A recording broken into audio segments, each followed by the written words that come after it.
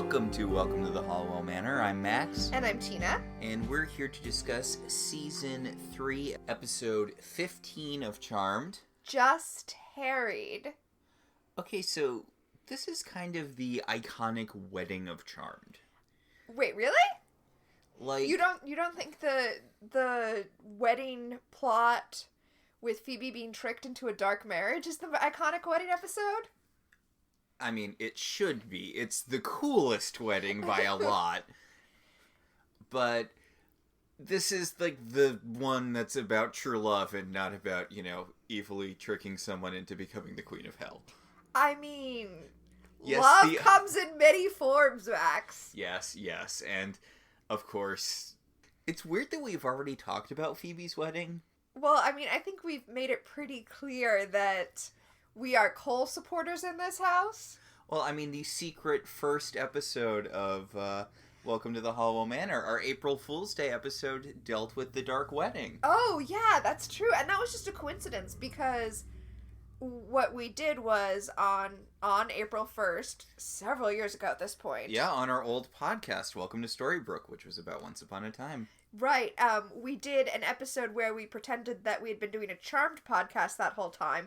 And we did the episode of Charmed that we would be on if we had been doing a Charmed podcast the whole time. So it just randomly happened to be the Phoebe wedding episode.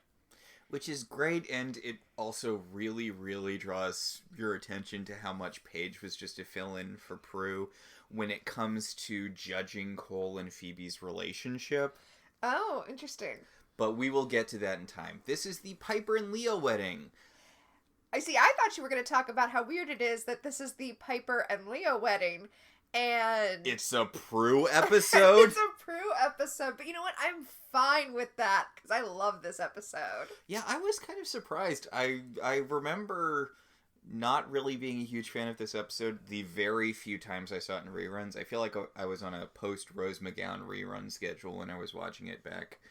God, that was still in the WB. Okay, so I want to have, like, a massive tangent right now. Go for it. Okay, so there was this Christopher Pike book. Christopher Pike, for those of you who don't know, is a young adult horror writer, like R.L. Stine, except... like real-life horror, like you've got a stalker or whatever, right? Oh, no. I see how you could think that from the covers of his books, but no, it's like people died and came back to life. Although, you know what, there are a few plots where it's just straight up like murders, except it's happening in high school. He wasn't the Fear Street guy, right? That was also R.L. Stine. R.L. Stine did Fear Street, yes. I love how it was like a horror-themed Sweet Valley High. Like, right, he had Fear Street, and then if you were younger, he had Goosebumps, and if you were younger than that, he had Eureka's Castle. But, I mean, like, how Fear Street was all interconnected, like, characters from other books would show up in other books, and there was, like, continuing storylines.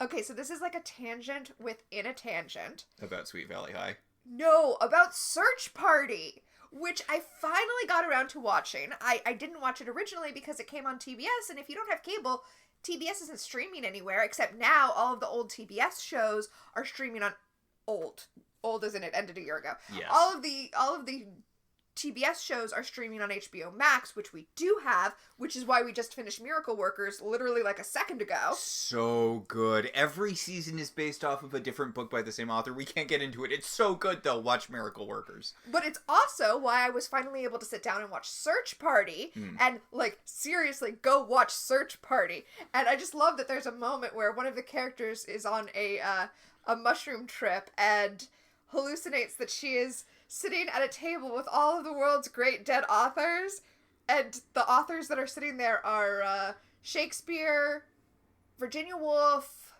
Maya Angelou, F. Scott Fitzgerald, and R.L. Stine, played by R.L. Stine.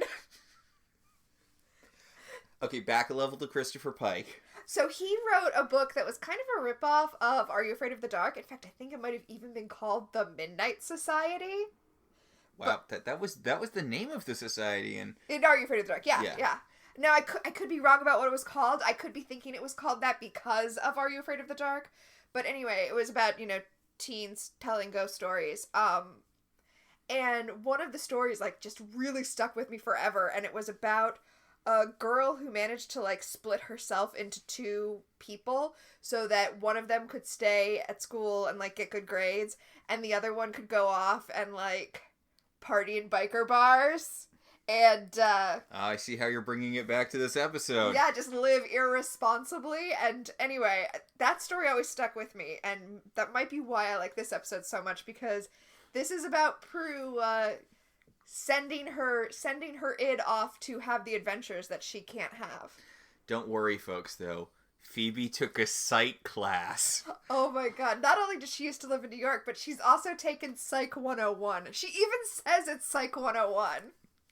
Phoebe is like a caricature of herself at this point. And we're so early. Prue's not even dead yet. Oh, I thought you were going to say we haven't even gotten to Ask Phoebe yet. Oof. Which also premieres in that episode. Yes, it does. Okay, I'm not saying there's a connection between Phoebe becoming the Queen of Hell and Phoebe starting her advice column the same episode she officially marries the source of all evil. I'm not saying anything, but... Yeah. Alright, this episode, this wedding. So we open on a little cake topper. Yeah. What are those called again? They're called cake toppers. Yeah. I appreciate that it's not one of those jokey ones that are really popular now, where it's the bride dragging the groom away from something he doesn't like. Oh my god. If you don't want to get married, don't get... Anyway. Why would you have that on your wedding cake, though? It blows my mind. Why would you... Well, so I actually think those... This is just a theory of mine. I think those probably came into prominence with the rise of groom cakes.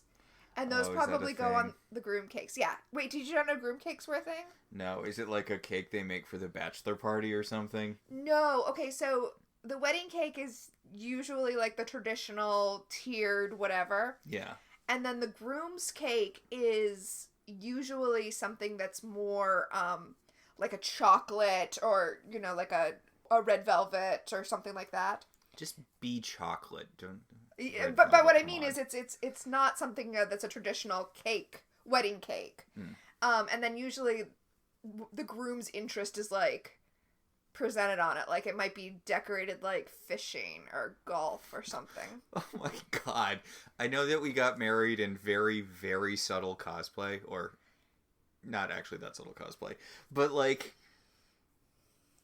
Doesn't that seem a little embarrassing? We've got, okay, so the bride gets this really fancy, regal-looking cake, and the groom gets, like, a slab of chocolate with Fortnite written across the top of it. Well, see, what strikes me is that that's, like, saying the quiet part out loud, that the wedding that should be about a couple is really about the bride, and that you have to have this little... cordoned off designated section for the groom. I'm sorry, it's the saddest thing in the universe. It's like if a kid has a temper tantrum, if it's not his birthday when he goes to a birthday party, so you have to bring a separate tiny cake for him, which is it's in an Ada I read recently, which, oh my god, why would you do that to your kid? Okay, but it's a wedding, so this is more like if you had twins and you had a huge party for one of them and a little cake for the other one in the corner. It had Fortnite written across the top of it. Exactly. Although, okay, I will say though, in my experience, and I mean, when it comes to desserts, I'm kind of like basic. I mean, we had a really nice like blueberry sponge thing for our wedding cake. Yes, we did. Sorry, go on. Well, I was just going to say, it's been my experience that if I go to a wedding where there is a groom's cake, that one is tastier than whatever the other cake is. Mm-hmm. Well, yeah, because I'm assuming it's not built to look pretty. It's just there to be eaten. Yeah. Lump of chocolate with Fortnite written across the top of it. Exactly. Anyway, I think that's what those wedding toppers are probably used on more than anything. Yeah. Yeah, I assume they were mostly bought as jokes, like penis gummies. Yeah, or, you know, or they could be, like, given to guys at bachelor parties. Is there a new thing? I feel like with gender reveals kind of becoming the supplement to baby shower, there has to be something growing on the side of bachelor and bachelorette parties. The engagement party? Engagement parties are a thing now. I guess. I don't know. Shouldn't there be a debaucherous cousin of the bachelor party that exists now? Or bachelorette party? Wait, something more debaucherous than a bachelor party? Well, side debaucherous. I mean... Because all of these events spin off other events. Like, I can't think of a good example, but like baby showers created gender reveals.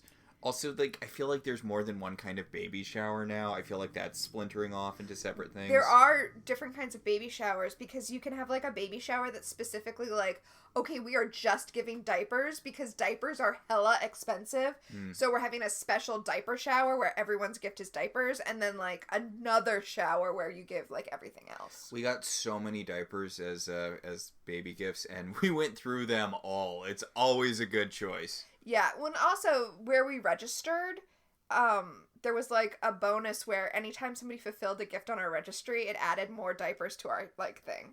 So, that was nice. Charmed. Well, we're talking about weddings. Weddings! Okay. Yeah. So, Graham's ghost is going through the rehearsal. This is when they're still bothering to put the ghost effect on Graham's. Well, it's important that they put the ghost effect on Graham's here, so that when Patty arrives later, we will see that she is not a ghost. That it is an extra special thing for now. Then they just get sick of doing the ghost effect and anyone can come back. I do like that they specifically bring up at the, beginning, because they're like, Grams, it's so good you're here. Is there any chance Mom can show up in ghost form? And Grams is like, oh, sorry, she has to do her ghost taxes today, so she can't ghost, phone in. Real bummer. But, ghost tax season comes for us all. Okay, so they don't really explain why Patty's not allowed to come to the wedding. They just, like you said, kind of hand wave it. But I thought, my memory was that there was something about, like, the intensity of the emotions surrounding the death and the person's ability to come back that was given as the reason why Prue didn't come back as a ghost. Yeah, Grams talks about that when Piper tries to summon Prue's ghost at the beginning of season 4.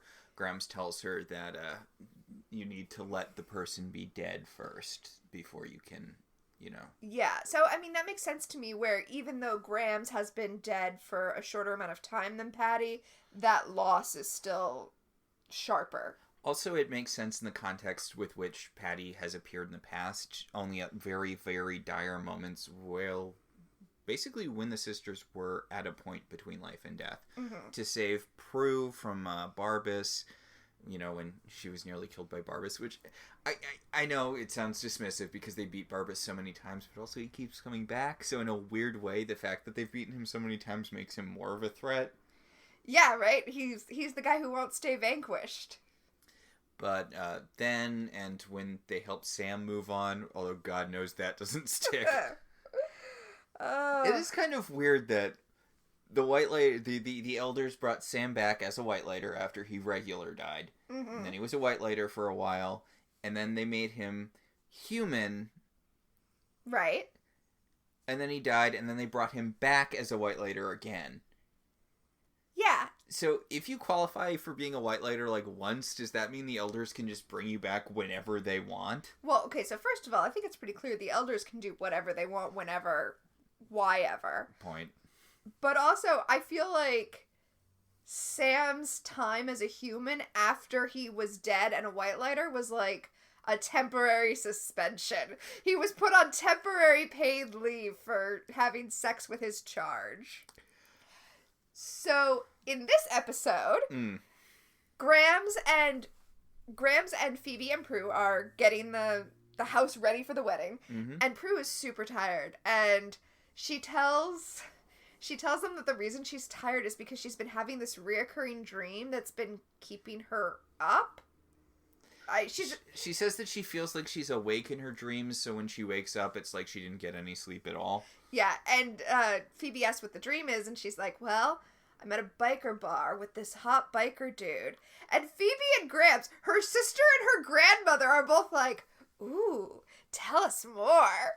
I don't have siblings, or at this point, I was going to say living grandparents, but I guess Grams isn't technically living. I don't have siblings or grandparents I'm capable of conversing with, but I somehow don't feel like this is the conversation one has with those particular family members. It's kind of weird. Granted, I don't have a sister, so maybe it's a sister's thing. I could see having that conversation with my sister, yeah, but it's still a little weird. I mean, it all comes off very, hey, Dr. Crusher, why don't you tell me about your grandmother's sex ghost that you started having ghost sex with? Yep, sex candle ghost that your grandmother had sex with. Who's been having sex with every woman in your family for generations. God, I love that episode of Star Trek. Sub Rosa, by the way, in case you, our listener, want to go listen to or go watch it. So, I think Piper thought the stakes weren't high enough, so she comes downstairs and is like, by the way, if one more thing goes wrong, I am canceling the wedding. Yeah, that's a very specific thing to say, Piper, but they're like, don't worry, nothing will go wrong, and then Prue theatrically yawns. I kind of thought she was faking it at first in-universe, but I guess there's no good way to act tired without it seeming cartoonish and hammy. I guess. So, I do really like that Gramps is not very subtly, she's critical throughout the scene. Like, she's like, oh, is this really the biggest arch you can get? Is this the best lighting for dead people? You know, I don't know. Is it too late to switch grooms? Prue goes upstairs to take a nap so that she will be rested for the wedding, and whoop, uh-oh, there's a sexy lady doing sexy pool at a sexy bar. It's Prue. Yes, it's Prue. Yeah, she's playing billiards. She looks great, right? In like a tight denim shirt and jeans. Yeah, it's a very simple outfit, but she is just, I guess it's not hustling guys at pool if you're like, hey, I bet I can play pool better than you, and then you do. Yeah. That's just playing pool well. And the guys don't want to pay her because they're like, you must be cheating or something, and... We're big men and you are a tiny woman, so clearly we have the advantage. And then, like, a sexy biker dude in a leather jacket comes up and is like, hey, pay the lady. Oh, he's sexy. He's so sexy that, well, we'll talk about that in Premonition. Okay, I'm assuming you know who this person is. I assumed that maybe Cheyenne Jackson and Matt Dillon had some sort of transporter accident. That's actually a great way to describe him. Also, I have to say, he's still acting. He's still an actor, and currently, in the year of our Lord 2022, he is quite a silver fox. Has he done one of those Hallmark Christmas movies yet? Oh, I didn't check his IMDb to see if he's done a Hallmark Christmas movie. Because Brian Krause has done 2 of them, and somehow we have not seen either one. That's so weird. He might have. Anyway, the guy threatens the very handsome in a early Ben Affleck way looking guy, threatens the standard bikers into giving Prue her money, and then he's like, ooh, let's make out. I wish I knew your name, but you're just this mysterious, sexy sex lady who comes in here and makes out with me and plays pool. And Prue's like, yep, that is the situation. Then, after they're done making out, Prue leaves the bar. And he's like, can I hear your name? And she's like, nope, ha ha ha. And one of the bikers who she was playing pool with tries to jump her outside the bar, but she just kickboxes him onto the ground, and then shimmers out. Not shimmering, because that's... What do you call it when you are astrally projecting and your astral projected body, like... Blorps back. Blorps back. Do we have a word for that in the Charmed universe? I'm sure we do. The Charmed teleportation wiki is, like, bonkers. It's really, you should go there. Did you know that, like, every different kind of teleportation has its own separate name? I'm sure I've mentioned that on this podcast before. But it is beyond me that they did that. They named every kind of teleportation. Right. I know. That's why I was sure this one has a name, but I don't know what it is. But she unastral projects. She de-jacks back into her body. And she snaps awake like, oh! Yeah. So, you pointed out that technically there's not really a demon in this episode. There's not, like, a supernatural threat, really. 100%.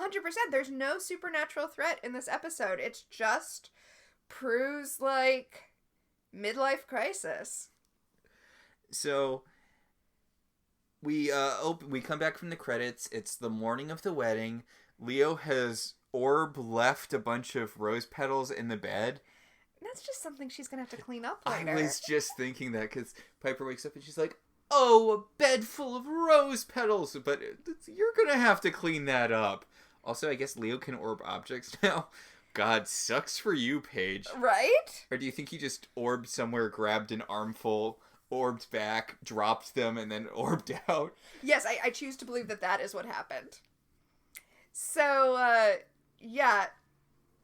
Phoebe comes in with breakfast in bed for Piper, and she gets so excited about the petals on the bed. She's like, oh my god, petals on the bed! And she starts jumping around on the bed and, like, spraying the petals everywhere by jumping on them like a child jumping in fall leaves.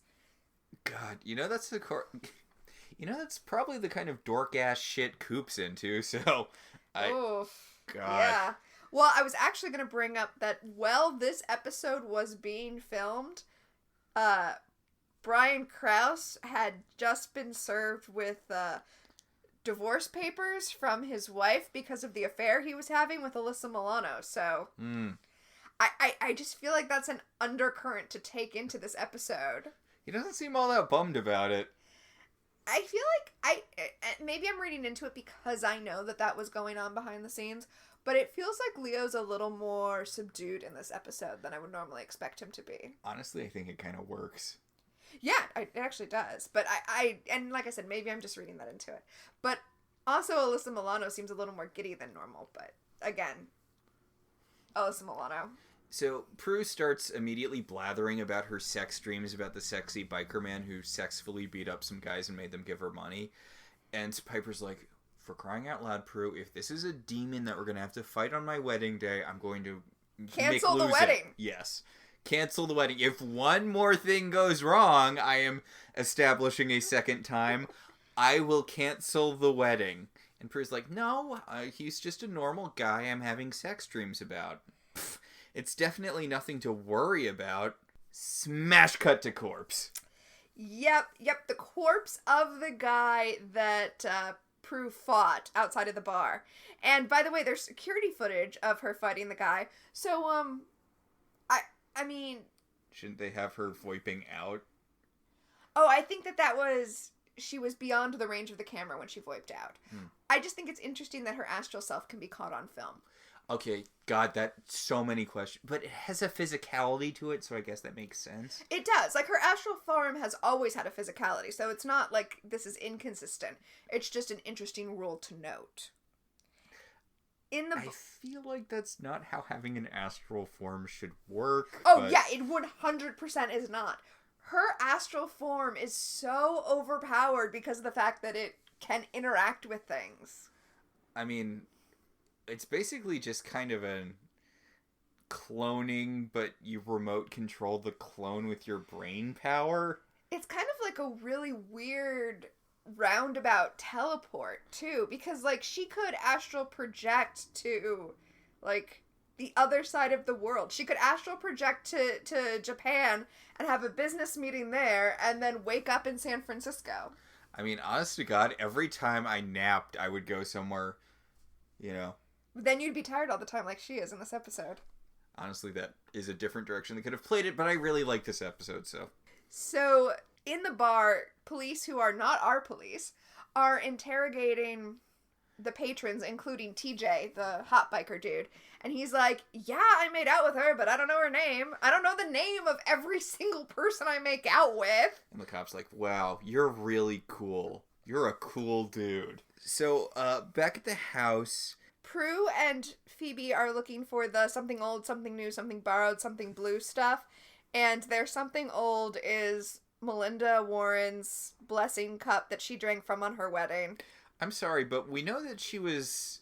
Dating a warlock? Yeah, she was not married by the time she died when she was like 30. So that implies something pretty dark happening to her husband. Well, I mean, it was the olden times. Maybe he got a cut on his foot and died. A duck looked at him cross-eyed and he had a heart attack. Yeah. There's a lot of... Oh, God. Not to go off on another thing, but when I was a kid, we did a project where we went to our local cemetery, found a person, and did a report on their lives. Interesting. Which I thought was a standard middle school thing, but apparently isn't. Nope. But you grew up in New England, so I feel like... Yeah, you can go to the town hall and just look up facts about people. Also, you can go to the cemetery and have interesting historical people be buried there pretty much assuredly. Yeah, I found a woman who had 4 husbands who all died of tuberculosis, which I guess is a possible thing to happen, but it seemed weird to me. Huh. I mean, that's... yeah, I could see that. Huh. Anyway. So, Leo shows up, and Piper's like, no, you can't see me in my curlers, which is, like, a very weird 50s thing that's happening right now. I mean, obviously, yes. He points out, he's like, I thought you can't see a bride in the wedding dress, but you're not wearing a wedding dress. And she's like, you can't see a bride at all. Don't look at me. It's bad luck. And he's like, okay. Don't look at me while I'm getting ready. You can only see me when I'm beautiful and done. And Leo... Bad news for you, Piper. He's your white lighter. He sees you all the time. Speaking of him being her white lighter, he tells Prue and Phoebe that he brought his formal white lighter robe to wear for the wedding. And they're like, no. We got you a tuxedo. They say that they want him to wear something more traditional. And I'm like, I'm pretty sure that robe is way older than anything that you rented for him to wear. Yeah, I'm pretty sure that robe predates the wedding industrial complex. Yeah. So Victor shows up to do more of his, like, dad stuff, and Prue's like, ooh, I feel tired. And Victor's like, oh god, did I bring another ghost into the house? I didn't do that again, did I? Oh. But Prue's like, no, I'm tired. I'm just having a lot of sex dreams. And Victor's like, oh, god, really? I'm your dad. Come on. So Leo pulls Victor to the side, and he's like, so, are we going to have one of those awkward dad-son-in-law talks? And Victor's like, yeah, we didn't get enough of that last episode. Okay, can I talk about this? Yes. Okay, so this goes on for, like, the whole episode, where they go back and forth about how Victor doesn't like Leo because... Leo's a white lighter, and white lighter stole his wife. Right. I'm sorry, it's great. But here's the whole thing, he keeps being like... essentially, he just keeps being like, look, there was me and the guy that my wife told me not to worry about, right? And the thing is, Leo is the guy not to worry about. So this relationship should work, right? Like... Yeah, Victor's like, look, you can't trust white lighters because my wife cheated on me with her white lighter because witches and white lighters have this deep spiritual connection that goes beyond anything a witch could ever have with a mortal, and that's why I'm uncomfortable with a white lighter marrying my daughter, even though that shows that they have this... Yeah, right? The thing you're worried about doesn't make sense. We know you just want to be the overprotective dad guy. And I get just having a grudge against white lighters. Yeah. But the fact that you keep bringing this up, like, their marriage won't work because yours didn't work because your wife ran off with her white lighter, it's like they short-circuited that problem. They just skipped the step of marrying a mortal. So, this is the weird thing about Victor being new dad. Like, oh my god, okay, I don't know if you're gonna say what I was thinking, but there was a thing that was throughout the whole episode when we were watching it that was kind of, like, bothering me. Go ahead. He and Patty weren't together by the time she started hooking up with Sam, right? Because in the episode where we went back to the past, it was really clear that Victor was in and out of Patty's life. Like, even by that point, when she was pregnant with Phoebe, she wasn't really with Victor anymore. Okay, so that is not exactly what I was going to bring up. Which, again, isn't super canon because we knew they were at least together for Phoebe's first year, which was around when Patty died. So clearly the timeline's got a lot of holes in it anyway, but... Well, and my problem is, like, clearly they've retconned Victor a lot. Mm-hmm. And my big problem with him is I keep being really irritated with him in this episode because he ran out on them. He abandoned them, and now he's trying to, like, come back in and act like the responsible dad, and that just makes me so angry. But then I have to be like, wait, but they retconned him. He's not that guy anymore. Yeah, under the new canon, I'm pretty sure Graham's made him leave. Yeah, that is the new canon. It's... Actually, spoilers for Gone Girl. I'm pretty sure anyone who was going to read Gone Girl has already read Gone Girl. But it's like when I was reading Gone Girl and I got to, like, Nick's and I'm reading Nick's chapters and I'm, like, being all mad at him because of the stuff he did to Amy. And then I'm like, wait, That was from Amy's diary, which we know is fake. He probably didn't actually do that. Yeah. It's the thing about establishing a guy for like 2 seasons as the bad guy, not their dad. Mm-hmm. And then when you introduced new dad, he still kind of had a little bit of that, like, they hadn't really fully retconned him yet, but... Well, I mean, the last time we saw him, he was, like, taking advantage of Phoebe by bringing her to the ghost town and infecting her with a ghost. Honestly, Victor Bennett is a really interesting character the show never really does enough with, but also he's very confusing, so... I mean, I think it would have been better if they had never brought Victor Bennett onto the show. If there had just never been a dad. If Victor Hallowell was the last we ever saw of him when he came back into their lives and then turned out to be a creep and then disappeared again. I think that would have been all we needed. Yeah, I mean, I guess we don't really get anything extra out of having Victor as a character. Mm-hmm. Outside of a kind of neat moment with Chris, but I mean, it's Chris, and it's alternate future Chris. Right? Yeah, no, I don't think Victor brings enough to the show to justify doing a retcon that makes everything as sloppy as it makes it. Having him show up once or twice a season. It's very bizarre. Anyway, Prue's gonna go take a nap because she's just exhausted from all of this astral bike barring. Okay, so I know blah blah blah personal gain or whatever, but this seems like it might be a job for magic, like finding a sleeping spell. I have to imagine there's one in the Book of Shadows. Well, she doesn't know she's astral projecting. She still thinks these are dreams, so... Maybe like a dreamless sleep thing? Yeah. And I don't know that... No, you're right, that would be personal... I don't know, personal gain rules are messed up. Anyway, she's back at the bar, and TJ's there too, and is he just there all the time? I guess. Oof. That's sad.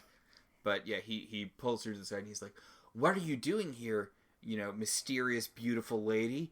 Don't you know that you're wanted for murder?" And Prue's like, "I didn't murder a guy. I mean, I hit him really hard in a way that would probably in real life have broken his neck." But... Okay, although we didn't mention this, but we do see she checks that he's still alive before she warps away. Honestly, I mean, I know it wouldn't work for Charmed because it would bring it into too serious territory, but I kind of would have liked it if she had murdered this guy. Spoiler alert, it wasn't actually Prue. Yeah. But, like, I think that would be interesting if Prue's id just straight up murdered a dude. Yeah, I mean, I wouldn't begrudge her it. He was attacking her. And then it would add kind of this layer to her thing with Cole. Yes. And also, God, it would give Prue something to do this season. I mean, we've had a lot of Prue episodes, and honestly, a lot stronger Prue episodes than I remembered. But the main thing she has going for her is her thing with Cole. Yeah. We don't give it, like, photography? Come on. Actually, I was thinking, well, I mean, last week she had her adventure with Cole in the Wild West. Which was awesome. Yes, this week is her biker adventure. And next week is Death Takes a Hallowell. So, honestly, really, we're having a run. Yeah, we're having a run of strong Prue episodes. In season 3. Yeah, I know. It's weird because you imagine that a show that is having so much conflict with a particular actor is going to sideline them before writing them off, like Chevy Chase in Community. But no, they're like showcasing how much Shannon Doherty brings to the show before they kill her off. Yeah. I wish she had a stronger running plot. Yeah. So, TJ, the biker, I guess he doesn't live at the bar. He does say he was just waiting for Prue to come back so he could warn her. He's here a lot. Yeah. Anyway, they hop on his bike and they're gonna take off, and cops are here. Not friendly cops either. Not Daryl. Or, I guess just Daryl. Yeah. And Prue's like, "It's okay. I got this." And she lets them arrest her. Okay, the main cop guy in this episode looks distractingly like Andy. Yeah. I have no idea why they did that. Do you think they just forgot about Andy and it's a coincidence? But this guy looks so much like Andy. I do think it's just a coincidence, but it is weird. Anyway, right before he drags her off, she whispers to TJ, "My name is Prue Hallowell." So we cut back to Phoebe trying to wake up Prue back in her bed. Mm-hmm. And, yeah, it's hard. For a second, the astral self is stuck. Yeah, and we hear from the astral self, like, she hears Phoebe calling for her to wake up, and she voips out of the cop car and wakes up in her bed. And she does the thing that you do when you get released from handcuffs, where you rub your wrists. Yeah.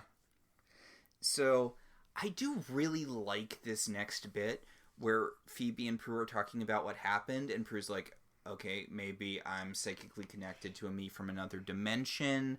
Maybe it's the Dream Sorcerer. Maybe it's the Dream Sorcerer. Good continuity. I mean, he was a human guy who was dead as hell at the end of his episode, but still, I mean, it wouldn't be the first... science would still exist. Yeah, also, I mean, just because he died human-wise doesn't mean he couldn't come back as something, right? Yeah. I mean, maybe his ghost got stuck in the machine. So, right. But yeah, they're like, no, maybe something with your astral self. You know, they're. But I love the idea flow, and I love that they're just open to all of these different things. Yeah. So they're gonna go to the Book of Shadows and see if they can figure something out. And Piper comes out and is like, "What are you doing? Are you going to the attic for the Book of Shadows? What's wrong? Is it demons?" And they're hiding this from Piper, which was giving me total flashbacks to a particular friend of mine's wedding. And the way one of her bridesmaids and I were, like, running around before the wedding trying to fix things without her knowing things were going wrong. Like, we, there was, like, a whole kitchen issue, and then there was, like, a whole dress issue. It was some Project Runway shit up there, because I ended up in a bra that I made myself out of duct tape, and I ended up sewing this other girl into her dress because of a broken zipper. And, Later, I asked the bride if she knew that stuff was going down, and she was like, "I knew that there was probably something happening that everybody was keeping from me, but it also seemed like y'all were taking care of it, so I didn't want to know." Can I take a moment just to say how much I love Phoebe's weird day glow overalls? Like, her whole outfit is so hideously bright. I really like it. I don't know. An orange tank top with lime green overalls over it. With, like, these gaudy plastic flowers. It's great. It's very early Nickelodeon. Oh my god, that's exactly what it is. But Piper's worried that they're going to the attic to deal with something demony, and Prue's like, "Don't worry, Piper. Today is going to be 100% demon-free." Yep, and just as she says that, Cole appears. You have to imagine one of his superpowers is knowing when someone's saying something like that, so he can just enter a room. Oh my gosh, it's like in Arrested Development with Tony Wonder. Yes. Did somebody say Wonder?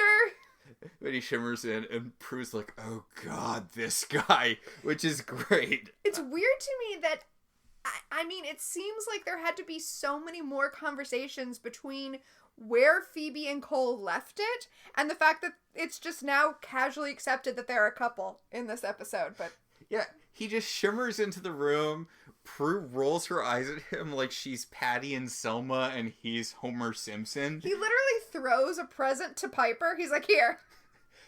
And then he kisses Phoebe, and he's like, "Yeah, there was Zerthos or something was on my tail, but I shook him off. No big deal. No demons are going to show up today.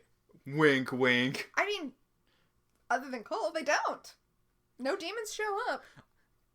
I know we don't have him for very long, but I love this era of Cole. Oh, I know.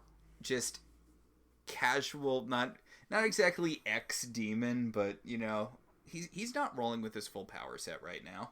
And in fact, he is specifically trying not to use his powers because he told Phoebe that he wouldn't. And he pops his head downstairs and he, you know, to interrupt Leo and Victor's weird man challenging each other time. Oh, so it ends with Victor being like, "You know what? I guess I could get used to having an angel for a son-in-law."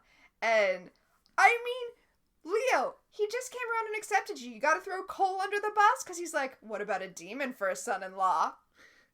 As Cole, runs back upstairs. Which, also, we kind of skipped over it, but Victor made a joke about, he's like, oh, I thought you were going to wear one of those dumbass white robes you white lighters are always wearing. And Leo's like, haha, no one would ever do that. That would be silly. I'm wearing a tuxedo like a human man. Well, I was wondering if before this line from Leo, Victor knew that, Phoebe, his youngest daughter, the one who still calls him daddy, is dating a literal demon. Leo is just deflecting as much as he can here. Look, something else to be mad about. Oh, Leo. Because Victor has accepted him, but they could always look down on someone else together. That's true. So, Piper is upstairs getting ready, getting dressed, and Patty orbs in. Oh, she does she doesn't orb in. She does the, that bright white ball of light circly thing. It's not exactly the orb effect, because it's bigger and it's whiter. Oh, okay. I was thinking it was the orb effect, but I will take your word for it that it's slightly different. Yeah. But the ghost coming in effect. But she's not haloed with light the way Graham's was, because apparently she's the Elder's gift to Piper, the fact that she's allowed to come back for this one day.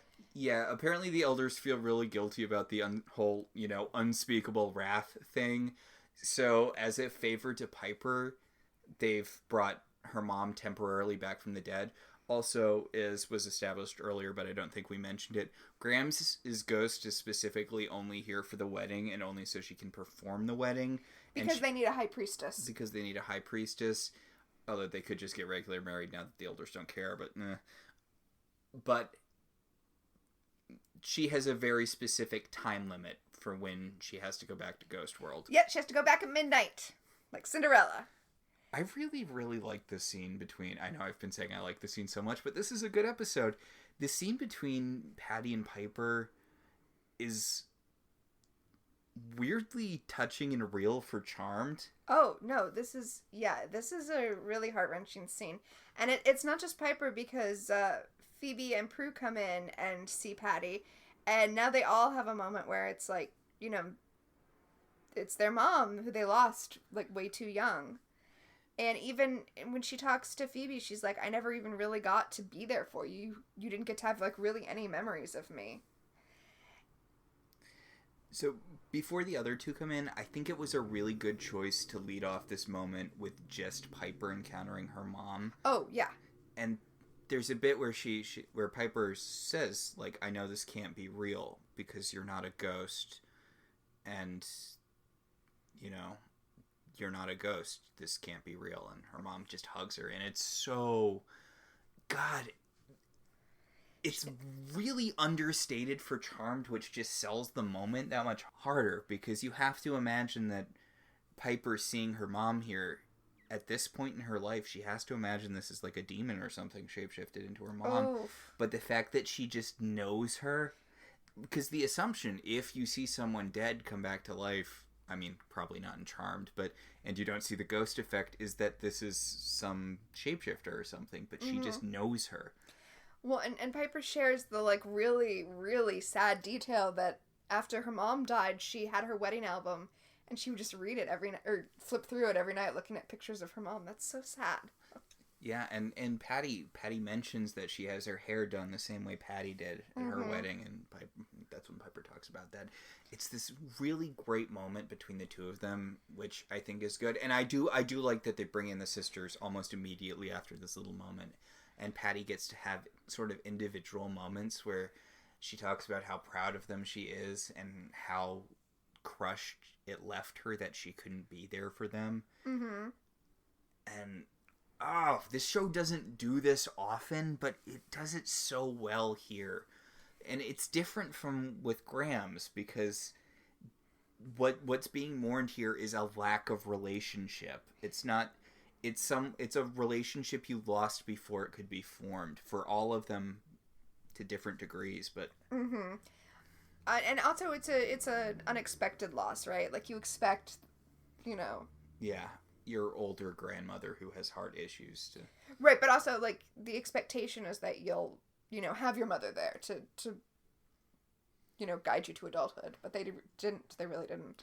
And Patty talks about how, like, even when she was far away and she felt like she couldn't help them, before she gave birth to Phoebe, she had a premonition. Which... okay. I'm glad, because it's gotten a little heavy. Mm-hmm.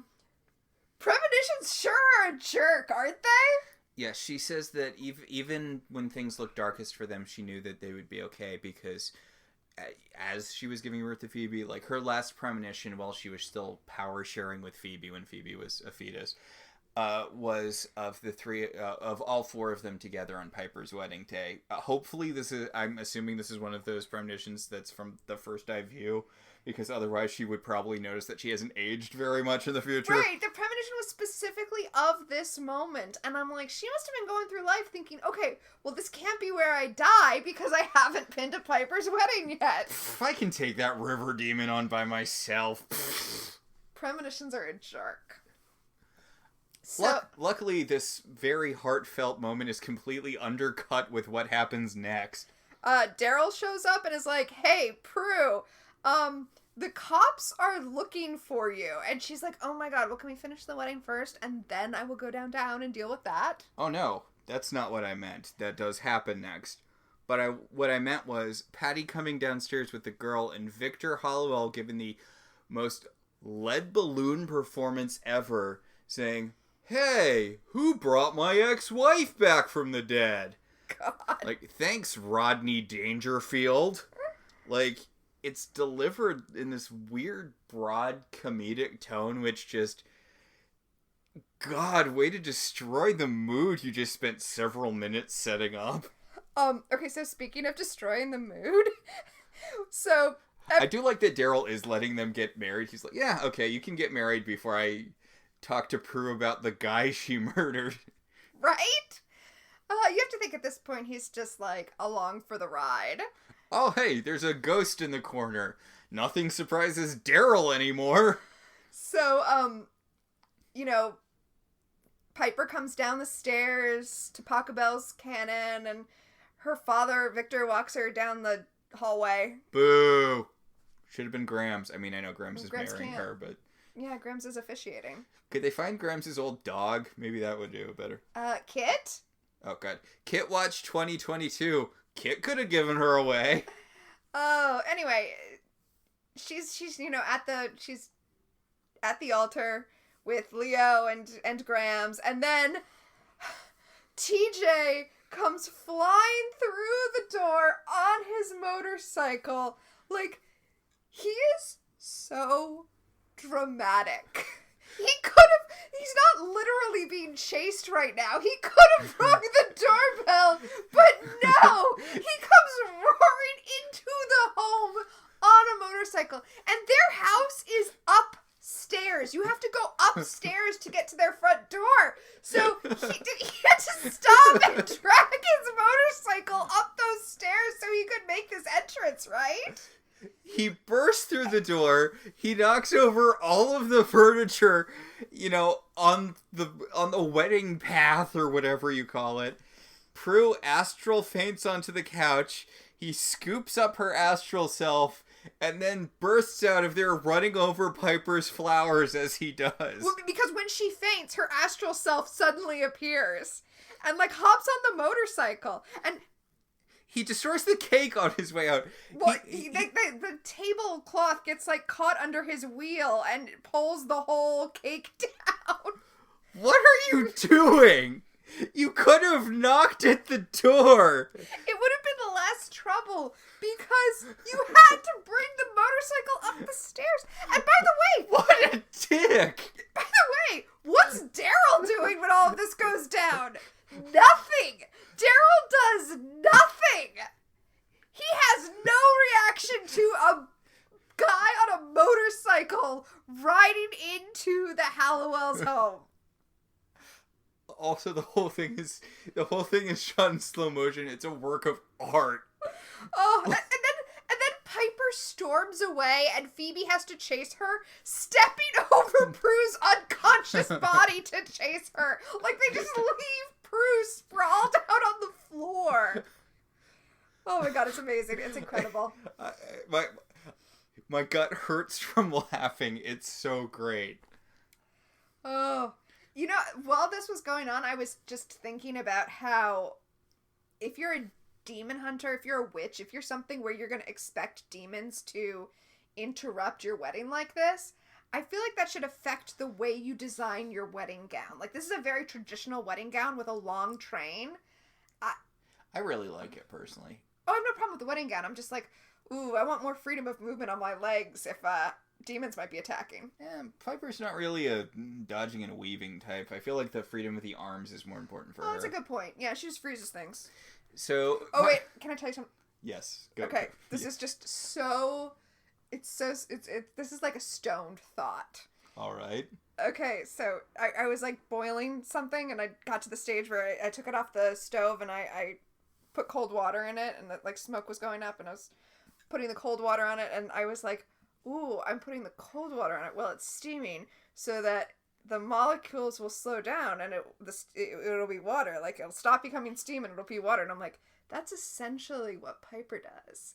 I'm basically using Piper's power right now. I wasn't stoned. It was just a stoned thought. It very much was. So Piper's like, well, wedding's off. Clearly the universe doesn't want this to happen. And Patty's like, well, the universe clearly does. The universe sent me. And I get it, but I love Graham's being like, yeah, I'm going to head back. And Piper's like, I thought we had you till midnight. And Graham's like, yeah, but that was when there was going to be a wedding. And really, it looks like there's just going to be a bunch of aftermath to that. So she's like, bye. I'm basically here on a work release. And I got to go back if I'm not doing the job. So everyone's trying to talk Piper into just getting married. And Daryl's like, so I came here to tell you all about Prue being wanted for murder. And Piper's like, oh my god, really? Well, now, to be fair, when he got there, Prue did say, you're late. So they were all expecting Daryl to be there. So it's not like he got there and they were all just ignoring his reason for being there. So Phoebe's trying to figure out, she's like, maybe someone's got control of Prue's astral self. And Cole's like, or maybe her astral self just really didn't want to be at this wedding. Phoebe's like, Cole! But yeah, I mean, maybe.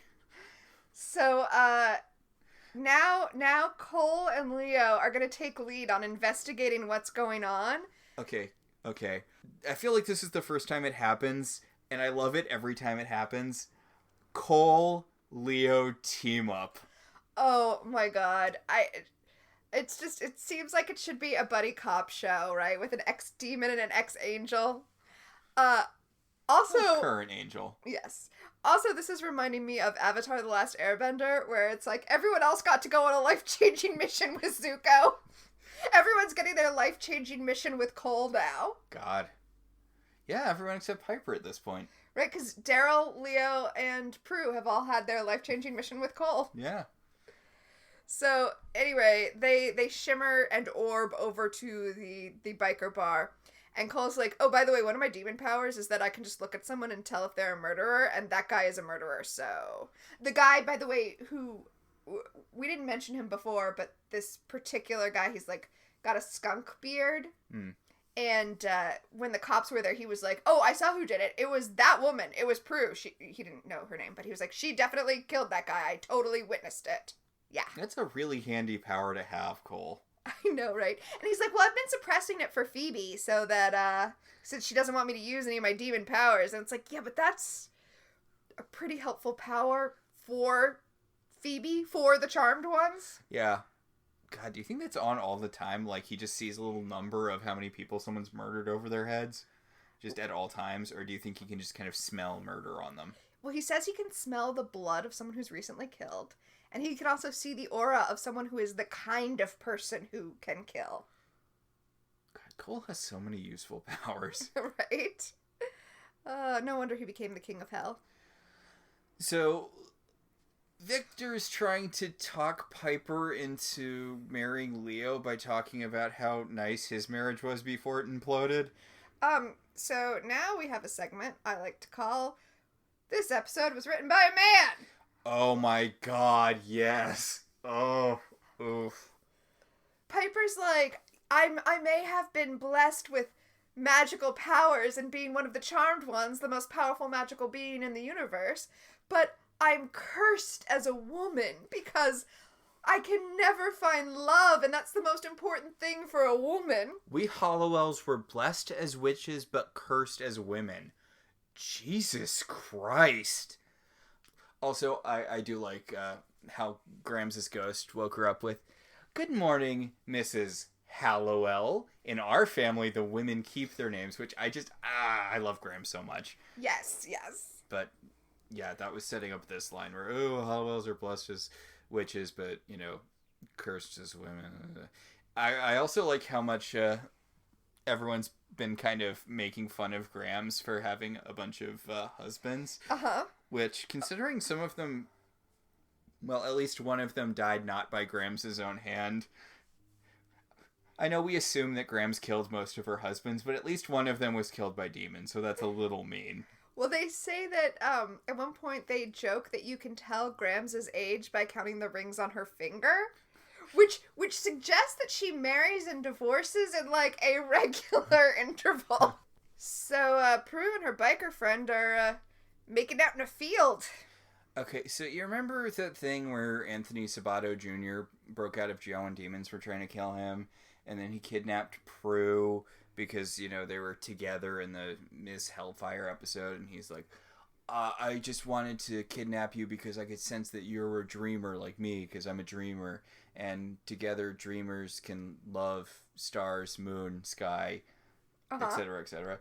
This kind of feels like a redo of that, where Prue's like, I feel so trapped, and I want to be free, and life with you is free because together we can be free, and there's something about free people that non-free people just can't understand.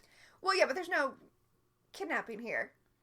It's true that she's saying all that stuff, but it's like, but these are two people who willingly want to run off with each other, and it's not his fault, this mortal guy, it's not his fault that he doesn't know that this is just the id manifestation of a girl and not like her whole unified personality. No, I'm just saying that it feels really similar that Prue's having another scene with a dangerous outlaw where, they talk about how other people don't understand them because they are dreamers / freedom seekers. Yeah. I guess freedom enjoyers. I guess the difference is Antonio Sabato Jr. kidnapped her, and that's, like, totally not cool. Whereas Prue should have run off with TJ. She'd still be alive and a lot happier. Mm.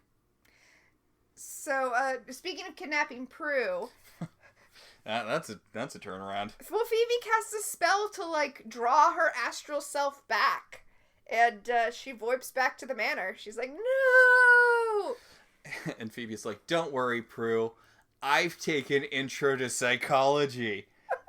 Yep, she tells her, I took Psych 101, so I can tell that what's going on is that you are the id, and the unconscious Prue is the ego, who's keeping you from having fun. Shouldn't she be the super ego? Yes, she should be. Okay, number one, yes, she should be. That really bothered me. Number two, Freudian analysis? Yeah. Where are you going to school? The 40s? Right? Like, I mean, Freud is really good... For literature. For literature, exactly. He's good for creating characters. His theories are good for creating good narratives. But, like, he's so widely discredited. Yeah. Yeah. I mean, the only thing he did that was really beneficial to, the study of psychology is that he took good notes. Is that he took notes on his sessions so that, we could reflect back on all of the stuff that he did. Yeah. But Phoebe is bringing all of her I took a psych class energy to this. She tells Prue that, what she needs to do is become one and, listen to her id and indulge it every once in a while so it doesn't take over. And, this part of Prue is as real as the waking Prue and blah, blah, blah, blah, blah, blah, blah. Right, she has to, like, incorporate all of these personalities like you do when you have dissociative identity disorder. Mm. you don't, like, kill off a personality. You incorporate them all back together. Or not. If it even really exists, which is still up for debate. I don't know. So, anyway, I don't want to cut that. I don't want to get into that.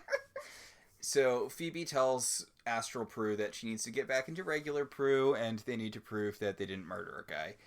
And she's like, look, maybe Ego Prue just needs to do some self-care. Just needs to do a little bit of self-care to keep you inside.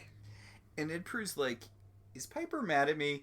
And Phoebe's like, hey, nobody cares about Piper's feelings. It's fine. Also, okay, Phoebe must be such an annoying little sister, because she's like, look, I get it. Piper's in love with Leo, and I have Cole, and you have no one. Of course you're upset and wanting to run away. Episode written by a man. But also, like, you've been with Cole for... We checked on that, right? Yes, we did. Okay. But also, you've been back with Cole for, like, 5 minutes. He literally came back last episode while you were dying, and you just decided to be together at the end of that episode? Okay, fine, whatever. I mean, I feel like she should have been with him. Yeah, I mean, no, we're very pro-Cole here. But, God, we'd be like, you're the oldest, and you found the least love out of all of us, so it makes sense that your astral self would go, but, you need to remerge. If we had a higher budget, it would probably involve kissing, but it doesn't. She just voips back into herself, and now they're gonna prove that she didn't murder a guy. Yeah, because the police have come to arrest her, which they do by cutting off the power to the house and then swarming into the darkened house to arrest her. Jesus Christ. Yeah, it's really, really a realistic portrayal of all of the problems with policing. So they bring Prue in, and they're like, ooh, you're gonna go down. We know you killed a guy. Ooh. And Prue's like, okay, we'll see. And Cole and Leo bring Daryl to the biker bar, and they're like, it's okay, we figured it out. We found the killer. And Cole's like, well, I found a guy who is a killer. Not 100% sure he killed this guy. But you know what? Why don't I have a little conversation with him? I like how this is presented as, like, a Leo-Cole team-up, but Cole does everything. Leo is just kind of there. And he's not even kind of there for this part, because Cole goes into the bar, you know, with him by himself, and he's like, hey, so, I'm a little bit of a fortune teller, and I have a feeling that you're going to tell me that you killed that guy that they arrested Prue Hallowell for killing. And the guy's like, why would I do that? And Cole just turns into Balthazar, and he's like, because if you don't, I'm going to drag you to hell! Which, effective. It does the job. God, I love good guy Cole. He's so peppy. Yes. Like, he is clearly having the time of his life. He waits until the guy pulls a knife on him to turn into Balthazar. Does that make it more okay? Because I know he's trying to suppress this demon stuff for Phoebe. The fact that the guy pulled the knife first, does that make it better that he turns into Balthazar? Even though I personally don't think there's an issue with it. Yeah, it's definitely a self-defense thing, because not only does he wait until the guy pulls the knife, he actually wrestles the knife away from the guy, and it's like, look, I'm giving you one last chance to just tell me that you murdered the guy. And the guy's like, I'll never say anything that I did. I'll kill you before I admit to being a murderer. And Cole's like, okay. And then he turns into Balthazar and is like, yeah, but if you don't tell the police or whatever, I'm dragging you directly to hell. And just as after he's turned into Balthazar, Daryl and Leo come out, and Balthazar tells Daryl, okay, he's ready to confess now. And Daryl just looks at Balthazar and is like, oh my God. Really? So much. Cole murdered people while he was here, right? Like, after the Charmed ones. Did we actually see him murder any human people? I don't know if we did. I'm pretty sure he did. I don't know. I mean, we know he killed demons, but... Ooh, did he kill humans? I don't know, I'd have to check. But, God, I love that Cole is just this... It's such a good plot thing to have a resource that can basically do anything, but you need to be worried about that. Right, because he doesn't have any of the rules that the sisters have, but also... He doesn't have any of the rules the sisters have. Exactly. Like, honestly, this is a way better thing for kind of a slippery slope thing than personal gain is. Mm-hmm. Also, I feel like this is sort of what they tried to do with Willow in the very little screen time she got in season 7 in Buffy. Because going back to it, last time we did a Buffy rewatch, I realized the main reason I didn't like Kennedy wasn't because of anything about her personality. I mean, it wasn't great, but it was because all of Willow's screen time was basically devoted to her relationship with Kennedy, because it kind of breaks the show if Willow's allowed to do stuff. Which we realized when we switched over to the Angel episode that Willow shows up in at that time, and she just shows up and literally in 10 seconds fixes all of the problems that they've been dealing with on Angel all season. Yeah. It's season 7, Willow takes a break from being in Buffy to drop by one episode of Angel and tie up, like, I think 4 long-running plot threads. Yep. If she had been there 5 more minutes, she would have figured out the evil Cordelia thing. Oh. So, back in Charmed, Piper shows up 5 minutes before midnight so they can knock out this wedding. And I really like that the wedding ceremony, the language of the wedding ceremony, Graham says, do you acknowledge the eternal bond shared by you both? So, like, this ceremony doesn't create the bond, it just acknowledges it. I like that. I like that wording. I love how personal it feels, and it's a little hokey, but it's a wedding. It's allowed to be a little hokey. All weddings are hokey. The fact that for the music, Grams uses her telekinesis to play bells, and, like, Leo lights up the room because the police cut the power, and it obviously hasn't come back yet. Leo uses white lighter balls to light up the room, which is, I guess, a thing he can do. And it gets me. I'm not normally a sucker for a wedding episode, but I like it. Again, it's not as fun as Cole and Phoebe's wedding, but, you know, that's evil, and that was really cool. But this is just kind of nice. Yeah, no, evil's always more fun. But yes, this is nice. This is a nice, wholesome moment. So they exchanged their vows. They both wrote their own vows because they're terrible people. Yeah. No offense to anybody who writes their own vows. It's fine. It's just... It's a bit much. But it's fine if you do. Your wedding's about you, and nowhere is that more obvious than in the vows. But no, seriously, it's fine. You should get a moment to talk about what's important to you. Yes. You should get to gush about the person that you are, saying you want to spend the rest of your life with. This is the one time in your life where you can quote song lyrics and not get called out by everyone. So. This and valedictorian speeches. Yes, this and valedictorian speeches are the only times in your life when you can get away with just blatantly quoting stuff. So, Leo and Piper are married. Yeah, the clock strikes midnight and they kiss, and... Grams explodes. Yay! Into light. And Victor and Patty share a moment, which is weird, but okay. Well, I mean, they didn't end things because they wanted to. They ended things because of Grams and death, so it makes... Oh, and Sam. So it makes sense that they would... Depending on the incarnation of their story we're looking at, either Victor just walked out of their lives, but only because he was mystically or just, I guess, regular forced to by Grams. I guess you could have just yelled at him until he left. Or Patty cheated on him with Sam and broke his heart and left him that way. Yep. I guess they had time for a divorce before she died. Because he does call her his ex-wife, not his late wife. Yeah. Yeah. They must have really rushed that divorce, right? Yeah, I think so. I mean, I guess she also got immediately pregnant after Phoebe for Paige, right? Because Phoebe was like a baby when she died, so... Oh yeah, that timing is really weird. So that does it for this week's episode. All right, I believe that will bring us to our segments. Our first segment is Premonition. Who in this episode is, was, or will become famous? I did not recognize anyone.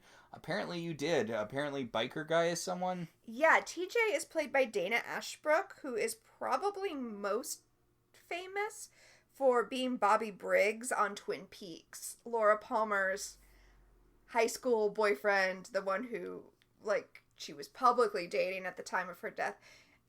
Even though, you know, if you know Twin Peaks, you know that she had several other boyfriends as well.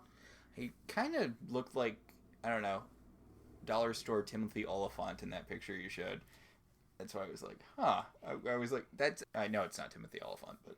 Yeah, I could see that. He kind of does now look like that. Which is, again, not a bad thing. He looks like a lot of very handsome men. But also, it's just his character in Twin Peaks is kind of the kind of punk rebel guy that you can see growing up to be TJ. Ah. It seemed appropriate. Yeah. And also there's a secret premonition, which is not quite a premonition. All right, one of the extras in the background of the bar is Lorelei Combs, Holly Marie Combs' mother. Oh, that's fun. I like that. That's nice. So it's just a fun thing. Yeah. So that'll take us to our second segment, Time Freeze. What specifically dated this episode for you, or for us in general? I don't know if there was any other than, obviously, Phoebe's outfit. Phoebe's outfit was very of the time.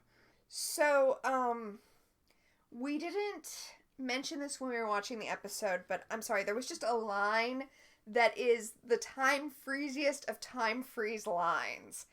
When Cole appears and Piper's like, see, I told you, demons are going to attack, my wedding's going to be a disaster. Phoebe's response is, and I quote, Piper, you have to stay positive. You know what? I have Celine Dion behind the music on video cassette. Would you like to watch that? Oof. Oh my god. That's a lot. That's a lot in a single sentence. Right? It's like it's a satire of our time freeze. 1996, the year it currently is. Exactly.